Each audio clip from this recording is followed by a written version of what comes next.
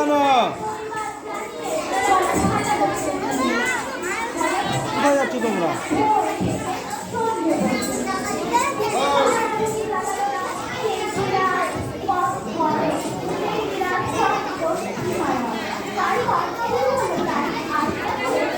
কথা শুনে না।